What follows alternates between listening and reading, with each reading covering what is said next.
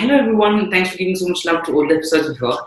Today we are with Brunda. So Brunda is the co-founder of Scentora and a good friend of mine.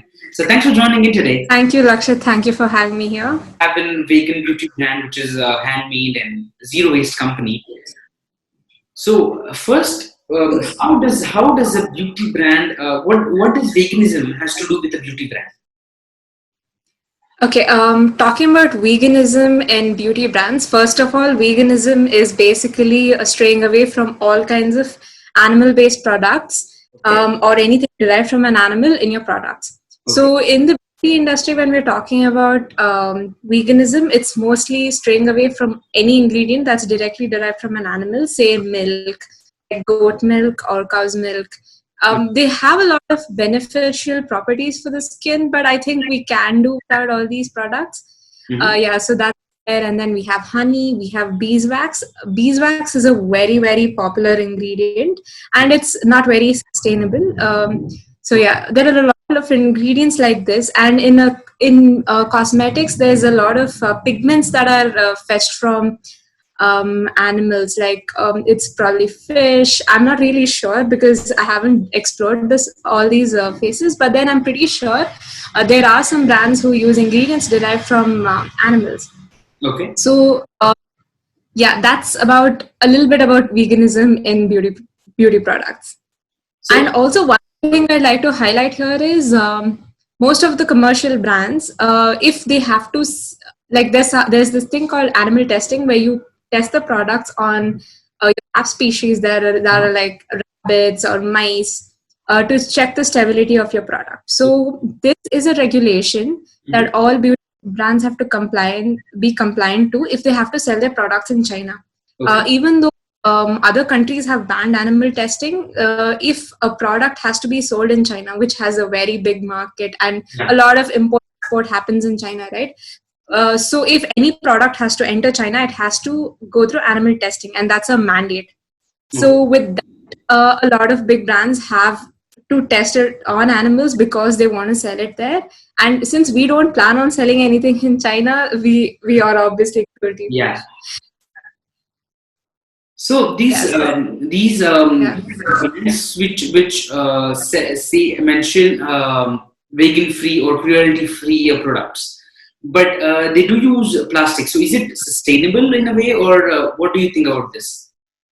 Okay, so the problem here is any resource we use for packaging is directly has some kind of impact on the environment. And when it comes to shipping and making it light and stuff like that, plastic is a winner. We all agreed. Yeah, because it's light, and then it's very easy to make. It's very cost effective. So this is the reason why plastic has become very popular as a packaging material when it comes to skincare. But what we have to also focus on is like the end of life of the product. So there are so many brands who don't care about what happens to the product or the packaging after the end of life. So when you're talking about that, you have to carefully evaluate your options that are available in your country. And so the problem with plastic is they say there are recycling plants, but the brands don't emphasize on how to recycle it. And because like if it's a liquid or something or an oil stuck to the product, they won't recycle it. They'll directly send it to the landfill. So it has to be clean, and brands don't really focus on how to dispose these products, like the product packaging. So that is the major reason why plastic is not a very sustainable option, because it cannot be recycled if it's not cleaned properly. I just can't give it for recycling like that, and most of them don't accept it. So that is one thing when it comes to plastic, and also because it is derived from crude petroleum. That's one more thing about it. And when we're talking about other sustainable options like glass or aluminum or something, it's important for a brand to have something like a return scheme or a refill scheme, which Scentora offers. So we have something like a jar return scheme, and if you return to us 3 or more jars, if you return more than 3 jars, it makes sense because the carbon footprint involved, and also with relation to like we can give them a discount just like that because we have 3 jars in hand. So that's how companies should kind of adopt a refill scheme or a return scheme that'll motivate them to return it back, clean it and return it back, or they can use it to like store their ingredients and stuff like that. So that is about packaging here in Scentora. Okay, so can you just explain me the idea behind Scentora, how it started, and what's the motive behind starting it?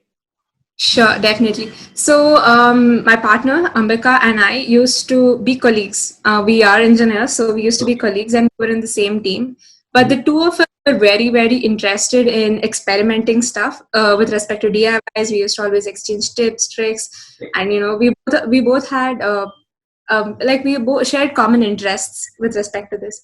So, this one day, what happened? We tried making our own lip balm, and then we exchanged ideas about how we went through it and all that. It was really fun. We both enjoyed doing it, and we liked how it was made, how it was very simple. And one thing was, we noticed how brands that sell the same thing in the market have priced it way much more higher because the ingredients are ethically sourced and whatnot, probably because they're natural, they have their own branding and stuff like that. So because of that, the products were priced at least 3 times what we were planning to price it at. Okay. So we were like, if we are not ready to pay so much, I don't think anyone else should be spending so much money on quality products. Like you cannot compromise something quality for money, right? And just because it's of a great quality, it doesn't mean that you can scam a customer. So we just thought, okay, let's just start selling these and see how people, how they're going to react to this. Okay. So we thought we sampled it out, gave it to a couple of friends and colleagues. They all really liked it. It worked really fine on them, the lip balm. And after that, we started trying out more products, and we started going to small flea markets and selling our products. Okay. Because of our mutual interest in making stuff together and making affordable, sustainable skincare. Mm-hmm. was a very important thing for us. For us, affordability was the key, and everything else can be satisfied by any brand. What we've seen so far, okay. But then affordability is something like, say, a student or somebody who doesn't make so much cash, or just they're experimental. What if they want to try a lot of products and you end up spending 500 every time you buy a lip balm? So that doesn't make sense. Yeah. So we decided whatever we make, it's going to be something we would pay for it. Like whatever we would feel like. And we started asking a few customers, like, how much do you think you would pay for this? Like, if I told you the benefits of this and the ingredients of it, and I told you I made it, how much do you think you would pay for it? So we did some analysis like that on spending. It's important to be affordable and accessible. Yeah. Also be transparent and sustainable at the same time. Okay. So getting this message out with conversations, that's how kind of it evolved. Okay. So the products are tested on animals. So what happens to those animals when the testing is done on them? So what happens generally is these animals are caged animals, and they have specimens, just like how you probably want to test something on they have cages, and they would have had the species kept in these cages for these particular tests. And they have multiple species because they factor different aspects into this. So it might be something like how it feels on the skin, and the toxicology report, like what's the side effect of this particular ingredient on, say, the lungs or the eyes. All these different things are tested on different species on a big scale. So this is just like, it's probably like they're going to test one feature on a rabbit and the other feature on a mice, and see how over a period of time, to see how it reacts to these. And there are cases where they're very, very harsh, and they've burnt the skin of these animals and they've died, and it's been pretty toxic, because when you're formulating, it might happen that something goes wrong, and like without it's an experiment. So these animals are used as a test subject for their experiments. Okay. So what it has evolved to over a period of time is a lot of ingredients have been marked safe over use for a lot of decades now. A lot of common ingredients used in these products have been proven safe on the skin. like dermatologically with on human beings and with historic test data, testing it over animals. But because China has a regulation, they are forced to test these on animals even today. So, how good how are the laws in India regards to animal testing? Except China, there's no other country that mandates animal testing, and we are not supposed to be testing it on animals. Yeah. So they're very strict about it. There's no room for any animal testing in India, at least. Okay. So, how does vegan beauty affects our body and our skin? Okay, so the thing is, there's one major difference is there's not much difference between a non-vegan product and a vegan product. It's just that we've anyway a vegan raw material is going to be more sustainable than the animal raw material, because there are cases where in a soap you'll find a lot of animal fat. So the whole point of a soap is you need to cleanse yourself and it has to kind of moisturize. This is an example of a soap. And with soaps, what happens is there's a high chance that there's a lot of animal fat, and you can flip over your label and see if your soap has any animal raw material or not. So we don't really need an animal source to nourish our skin. That's as simple as that. It might be a good project if your pet died. I've seen a lot of people do this abroad. If they generally have farms with a lot of animals, and when they die, they just use all the raw materials. That is something we can look at if they decide not to bury it. But then when it comes to bigger corporations, I don't want to take names here, but then they use animal carcass as well. Okay, so what I'm saying is, suppose say a countryside farmer has a couple of pigs on his farm. So after a pig dies, what these farmers generally do is they don't want to like just bury it, so they'll probably use up all the organs of the animal. So this they'll just use it up, use the fat, use something they can consume to consume it. Some of them choose to bury it, but most of them choose to make products out of it. So what happens that is, soap is basically a fat plus a lye. Okay, it's basically a basic science reaction. Studied it in high school, so it's basically a fat and a surfactant, which makes a surfactant. So with this, what happens is they use these animal fats to make their homemade soaps or some cleaners or whatever they want to make.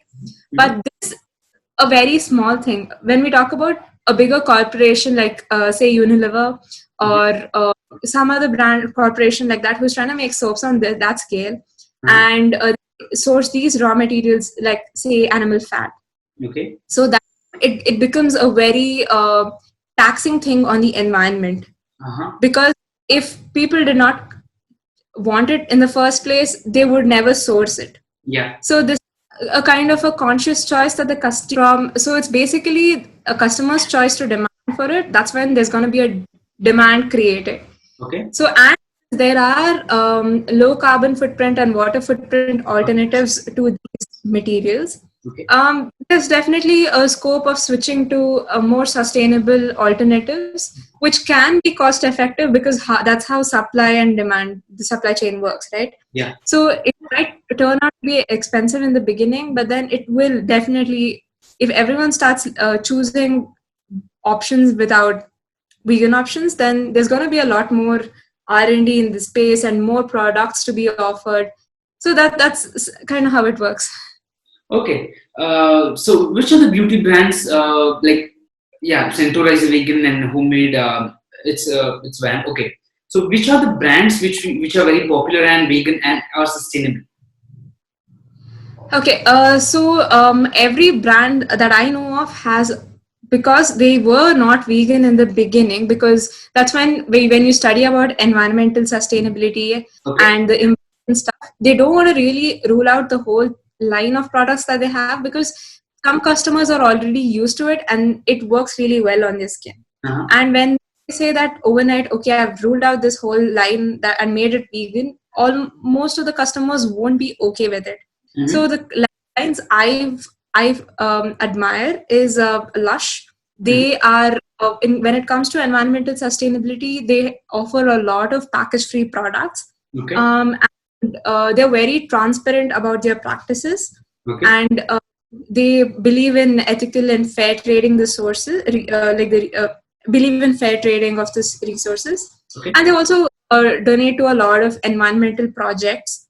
And I really appreciate the transparency, and they make the boxes are plastic, but they all are social plastic. Like all the trash that's collected, that is recycled into containers.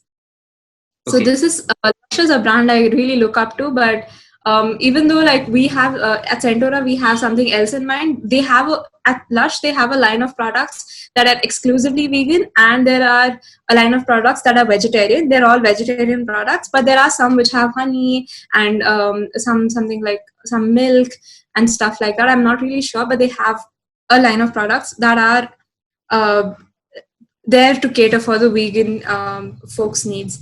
And there's one more brand I really look up to. It's a UK-based brand, and it's called Zero Waste Path. So these are two brands that I really, really admire, and we are kind of inspired by these brands. Okay, so how well does Scentora works in packaging? Pardon me? How do you work on packaging at Scentora? Okay, when it comes to packaging, we use mostly glass jars for packaging all our liquid raw material, like our body butters, lip balms, and all that. And we recently launched a shampoo bar line, and all of them are our soaps and shampoo bars are package free. That is, they're solid products. Okay. They don't have a packaging of any sort. We just pack them in unbleached paper or newspaper, or I still have a lot of notes from my undergrad degree. So we actually use the notes to package these soaps and shampoo bars. And the other products are usually packed in glass. And as I mentioned, we have a jar return scheme. So we take back jars if the customer doesn't need it anymore, and pack them in cardboard boxes. And it's cushioned with newspapers or unbleached or any clean papers. So, what are the products Scentora has?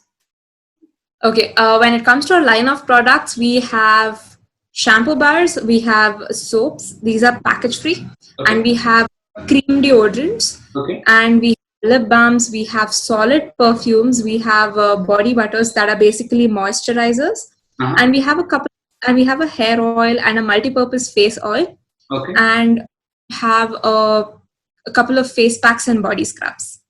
And we resell a certain brand of tooth powder called Nanjangood tooth powder that are extremely affordable. They come in packets of 10 rupees each, and they're about 18 grams. It might last around a month for a person. And because these people are already in business for a couple of decades now, we decided to just resell these products to people and get them back in business again and make them famous again, rather than do new R&D and selling a toothpaste for, I don't know, 200 rupees, 300, that doesn't make sense. So because affordability was in our mind, we thought we'll just resell these guys' amazing product. So that's about everything we have in our store. So which are the products you use and you think are more likely people would like? So the best sellers, in my opinion, is the cream deodorant. It's usually these spray bottles are not recyclable, and they have to be clean. So it's very difficult to clean an aerosol spray can. And also because sometimes it's very strongly smelled. A lot of people, personally for me, I had a migraine issue when I tried using these deodorants. So for me, it win. So it's the cream deodorants, and then we have shampoo bars and our package free soaps. Because it's not only just because it's package free, there are we've heard from a lot of customers saying it's better than everything they've bought in stores. So that is one more. And the other best seller is our multi-purpose nourisher oil and our perfumes, because they're very tiny and they're very easy to carry around, and people can discreetly apply perfume on themselves. So these are our best sellers, but we also have a lot of people who love our body butters because we can customize it for people. So we have products that are in demand and something we all generally use, instead of making products that nobody uses. Yeah. So that was another aim. Like, we don't want to sell a new product to people saying you need this. Instead, whatever you're using, we're going to make that in a more sustainable fashion. So, like, you don't feel like you've gotten a new product to your house. Instead, it's just a simple switch to a new brand. That's it. So I got to know that you're vegan. Yeah. So how did you get into veganism?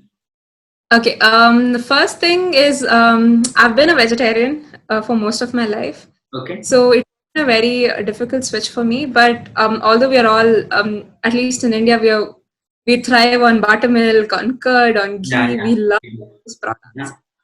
And cheese because we love our pizzas. And I'm a coffee addict, so I need a lot of coffee every day. So with me, I did not want to make a change overnight because I knew it was gonna mess up with my body rhythm. Yeah. So it was important to do my own R&D and find the products that are actually going to work. Mm-hmm. So I used to, because we used to go to a lot of flea markets and stuff, we used to meet a lot of small brands that are making an effort to offer sustainable and vegan options to people. And we used to try out milk. First switch had to be milk and ghee for me.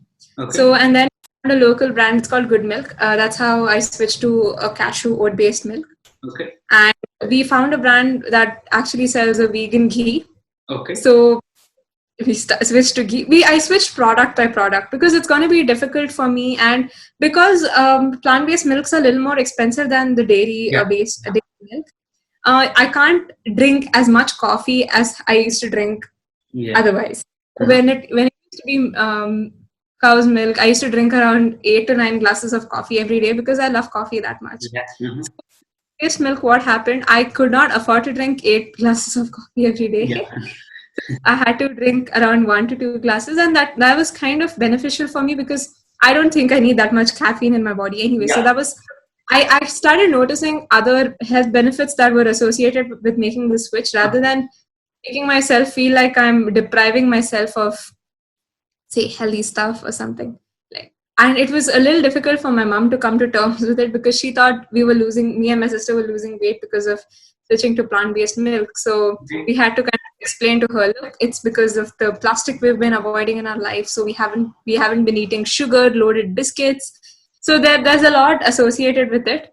So first it was product by product, and the thing is, the taste is it's going to be a little different. So you need to get acquired to the taste. Mm-hmm. So after the milk and the ghee, we started exploring cheese because cheese is so important. So we started exploring cheese, and then we found a couple of cheese brands that make amazing cheese.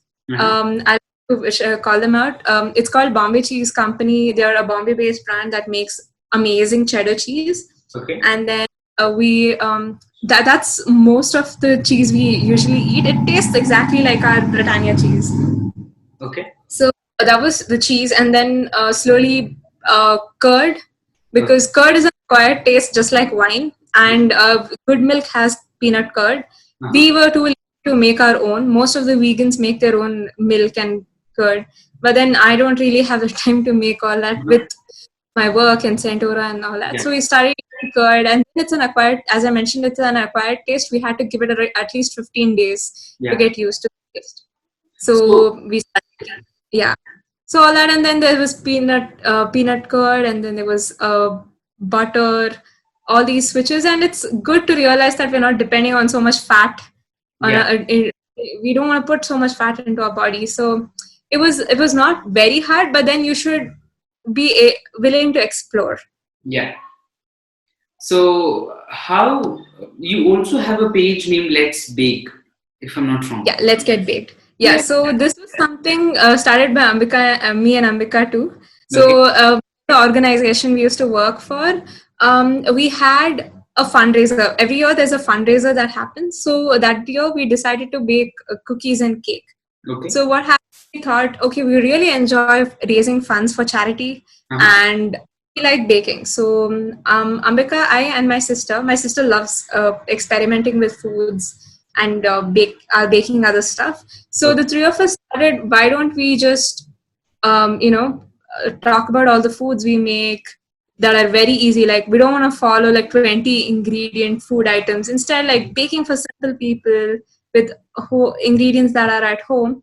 So we started baking back then. When we started it in 2017, we were not really into veganism, or we did not understand the environmental impacts of it. But then later, we started when we were exploring our vegan options, we started documenting that as well. So we documented the food we made with all the dairy plant-based alternatives. But we also mentioned we can, if somebody does not have access to a plant-based ingredient, they can replace it with a non-vegan ingredient, and we usually mention that as well. So we started recording, documenting all the food we make, and then we started putting up pop-ups for Let's Get Baked as well, to sell vegan cookies and some gluten-free options, to make people understand that yes, vegan food tastes good too. So there's this whole big notion that, okay, if it's vegan, it's not going to taste good because it doesn't have milk and eggs. So what we did was, we did not market ourselves as we're vegan bakes. We just told them we have bakes and they're homemade with fresh ingredients. So they tried, and after we asked them if they liked it, and we told them it's vegan, and they barely made they could make out the difference. Okay. So yeah, so we really enjoyed doing that. And so whenever we put up, go to events and stuff, Ambica and I take care of a Scentora stall, and my sister, along with my mom, they take care of a Let's Get Baked stall. Okay. So yeah, that's about that. Yeah, that's interesting. So how is Scentora getting affected in this hard time of coronavirus? So during this time, I understand, even though we have essentials so that we're selling, to keep safety as priority, we've really stopped manufacturing and distributing any of the products. Okay. And during this time, we have taken upon us a responsibility to educate our customers. We started something called Stay Informed with Scentora. Okay. And it's an effort to educate people about what really makes products sustainable, and the kind of fear-mongering marketing tactics other brands use to basically lure customers into buying their products. So that's basically absence of transparency. So we've decided to do this during quarantine, educating our customers about the side effects and benefits of many ingredients in the products, busting myths that are related to self-care and cosmetics and stuff like that. So we're just doing some R&D for ourselves, researching on new chemistry concepts. Because we don't have chemistry backgrounds, we have decided to study some cosmetic chemistry now, because we need to know what we're talking about right now. Yes. So we cannot just tell them that it's natural and just sell some product to just anybody. So decided to we've become responsible enough to do this, and we feel it's a responsibility to educate our customers rather than trying to sell our products to them. Okay. So we've been doing this now during the quarantine. Yeah, so wonderful. So I just have last 5 questions for you. So what is the best advice you ever received? Pardon me? A best advice you ever received? So the best advice I've received is just go for it. Do whatever you feel like doing. If you fail, you learn lessons. If it's a hit, then you did it. Like you don't lose anything. It's just trying. Just try it. And this is an advice I gave myself, and I kind of give this to everybody, because if you have an idea, like just go for it. Just like how you're doing this. Like you had an idea, you did it. You did not know where it's gonna go and stuff, right? Yeah. Just go for it. So a worst advice you ever received? Worst advice was probably that, when it comes to because I have another full-time job, some people told me that, why do you have to try to sail onto boats, concentrate on one of them and become successful in one of them. But that's really not how it works. One is passion and the other one is something you studied and something you like. So that's something, like, don't just, that's a dumb advice, but then don't listen to them. Do whatever you want to do. Yeah.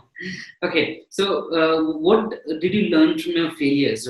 I'm pretty much sure you had some failures in Scentora also. Yes. What did you learn from them? So failures are very disheartening, and it kind of makes you lose motivation. Thing I learned over time is accept your failures however it is and try to build on it. And something else is be as much as transparent you can with your customers and with your ethics, and that way people can actually understand what you're doing. And they're like, if you're failing, if you just tell your customers, be very honest with them and tell them what's going on, your customers will definitely have your back because of the transparency and the rapport you've maintained with them. So that is something, like, learn from the failures by improving on it and accepting the failure as it's a stepping stone. Okay. So what would be an advice for 18-year-old self? Your 18-year-old self. 18-year-old self? Yeah. I would just be like, don't feel insecure about however you are. And very important, when we are in our teenage, sometimes we all have our own hormonal cycles and stuff like that, and there's something that's going to change in your body, and people change in different ways. So this insecurity is going to be very common until you reach your early 20s. And no one really tells you this, that it's normal to feel this way, but then some people are going to be very pretty from the beginning, and some people are going to have some acne breakouts and stuff. So if I would tell my 18-year-old self, just stay calm and drink lots of water and eat good foods, things are going to be fine. Like, it's normal, it happens to everybody. It's not just you who are like, it's you, like, it happens to everybody, but nobody really talks about it because they're kind of embarrassed to talk about it. Yeah. So my last question, do you think we forgot about something, or would you like to add something? So what I would say, it's not very specific to just Scentora, but I would like to ask ask everyone who's listening to this to just be a little more mindful about what you're consuming. And you don't have to make switches overnight to something that's more sustainable. Make sure you go through stuff and understand what is really sustainable and what somebody markets as being sustainable. So somebody might just come and tell you, hey, look, this product is green, but it's important to ask them how it is green and its environmental impacts. And it's your choice. Nobody has the right to tell you what to do, but then you have the right to learn about everything, like how it's made or anything else about it. Just be more mindful, and let's not waste more resources anymore. So that's something that's very important. Like, don't buy stuff because you like experimenting, but then be more mindful about what you're consuming. It might not be material products, but also the kind of information you let inside your head. Like, it's okay to read like funny memes and trashy stuff that makes fun of others, but then how much of it are you going to consume? Like, listen to good podcasts on YouTube and on Spotify. Support such small artists rather than just be mindful about what you're consuming. That's it. Okay. So the last question I have, where can they contact you? Okay, so you can contact Scentora on Instagram, on Facebook, and you can email us. We're always available on DMs. And if you want to get in touch with me, you can follow me, Brunda Sreedhar. You can talk to me about anything veganism, skincare, or zero waste. You can talk to me about anything, even if you want to like color your hair crazy green. That's also fine. You can ask me about how to do that. Okay. Yeah, so you can just you can hit me up there, and then you can get in touch with my co-founder, Scentora's co-founder Ambica at One Meeting Soul. She's a content creator. If anybody needs anything to do with content, music production, you can hit her up at One Meeting Soul or Ambica Gayatri on Instagram. And if anybody's interested in checking out easy to make vegan foods, then it's let'sgetbaked.in on Instagram. We are very active on social media, so we're going to respond very immediately. Okay, yeah. So thank you very much. Thank you so much, Lakshit. You gave a lot of information in regards to vegan beauty and veganism. So thanks to you for joining in. Yeah, that's it from my side. Thank you so much, Lakshit. It was really fun chatting.